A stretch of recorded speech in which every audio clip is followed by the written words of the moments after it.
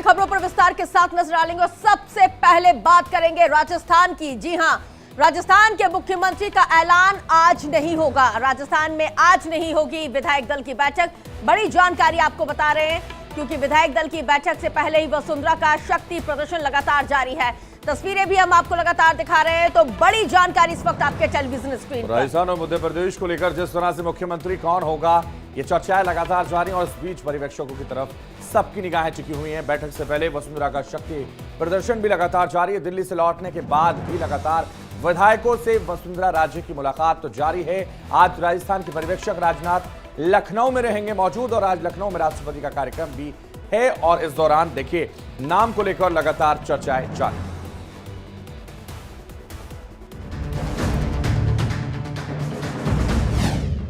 मामा को नहीं ताज, महारानी भी नाराज।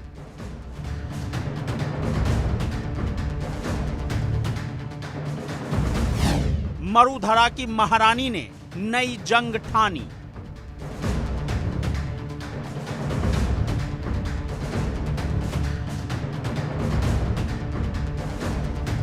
शिवराज नहीं मानेंगे हार, क्या ठानेंगे नई रार।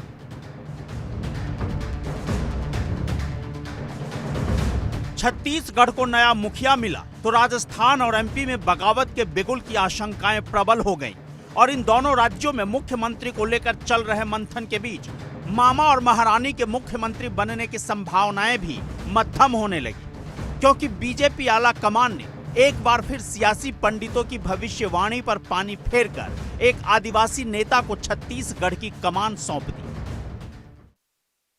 छत्तीसगढ़ विधानसभा का विधायक दल सर्वसम्मति से मुझे अपना नेता चुना है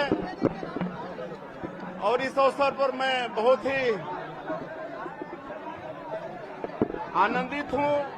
मोदी की गारंटी में जो हमारी पार्टी ने छत्तीसगढ़ की जनता से वादा किया है उसको प्रदेश के मुख्यमंत्री के नाते सरकार के माध्यम से 100% पूरा कराने का हमारा प्रयास होगा। पहले इस फैसले के मायने समझिए। दरअसल बीजेपी पिछले कुछ समय से जिस तरह की राजनीति को आधार बनाकर सीएम का चेहरा आगे करती है, उसकी पहली शर्त नया फेस है और इस शर्त पर न शिवराज फिट बैठते हैं और न ही वसुंधरा। मतलब आला कमान की पहली परीक्षा में ही मामा और महारानी फेल हैं। तो क्या इस सूरत में इन दोनों राज्यों में कोई खेल हो सकता है? यह सबसे बड़ा सवाल है। छत्तीसगढ़ में मोदी ने चौंकाया, नया संदेशा आया। छत्तीसगढ़ में बनी बात, दो राज्यों में नई बिसात। विरोधियों को कैसे निपटते हैं, यह बीजेपी से बेहतर किसी पार्टी की रणनीति नहीं होती है, चाहे विरोधी अपने हों या विपक्षी पार्टी के। इसलिए आपने पिछले 10 सालों में देखा होगा कि यूपी, हरियाणा, उत्तराखंड और असम जैसे राज्यों में जब पहली बार नए चेहरे को कमान दी गई तो बगावत के स्वर नहीं उठे, लेकिन इस बार ऐसा नहीं लग रहा है। खासकर राजस्थान में, क्योंकि करीब 60 घंटे से ज्यादा समय दिल्ली में बिताकर वसुंधरा जब रविवार को जयपुर पहुंची तो महारानी एक बार फिर पावर और प्रेशर पॉलिटिक्स पार्ट 2 का चक्रव्यूह रचने लगी। रविवार को ही वसुंधरा के दरबार में बीजेपी के 13 विधायकों समेत वसुंधरा के कुछ करीबी पूर्व विधायकों ने भी हाजिरी लगाई। इनमें पूर्व प्रदेश अध्यक्ष अशोक परनामी, पूर्व मंत्री देवी सिंह भाटी, पूर्व मंत्री राजपाल सिंह शेखावत, पूर्व विधायक प्रहलाद गुंजल प्रमुख हैं। वो भी मुख्यमंत्री बनना ही चाहिए जो राजस्थान को ठीक तरीके से चला सके। ये क्या बात है? ये तो आप लोग भी महसूस कर रहे हो, हम भी महसूस कर रहे हैं, राजस्थान महसूस कर रहा है और आला कमान को भी ये संज्ञान में है। अनुभवी की बात कर रहा है तो वसुंधरा जी 2 बार की मुख्यमंत्री है, तो ये कहने की बात है क्या? सबके समझ में आने वाला विषय है ये।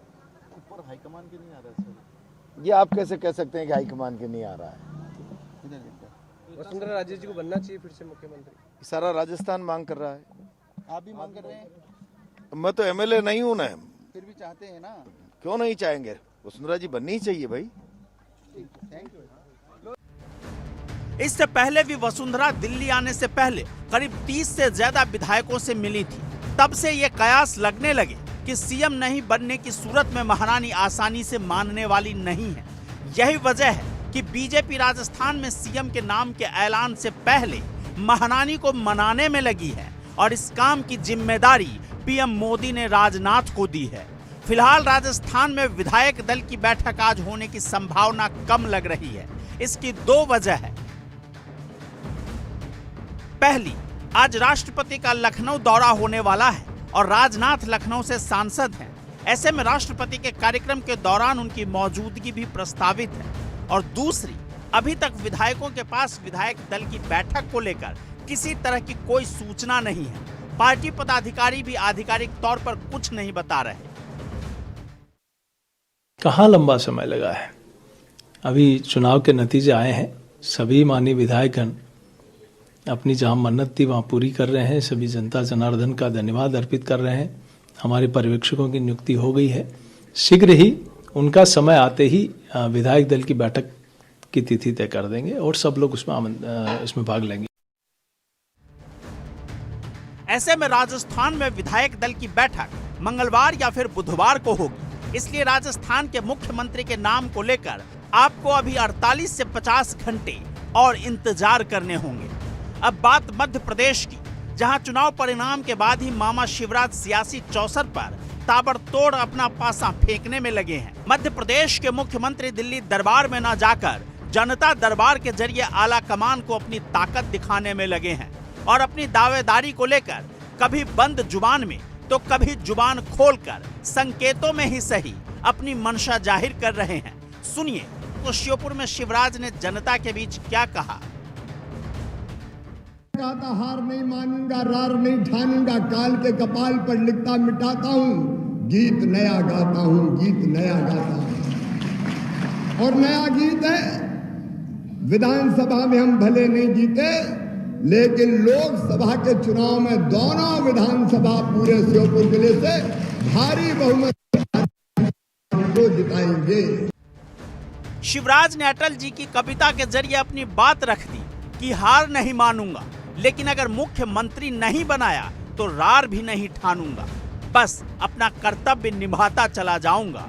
और वो कर्तव्य है मिशन 29 की, यानी कि अगले साल लोकसभा चुनाव में मध्य प्रदेश की सभी 29 सीटों पर कमल खिलाऊंगा।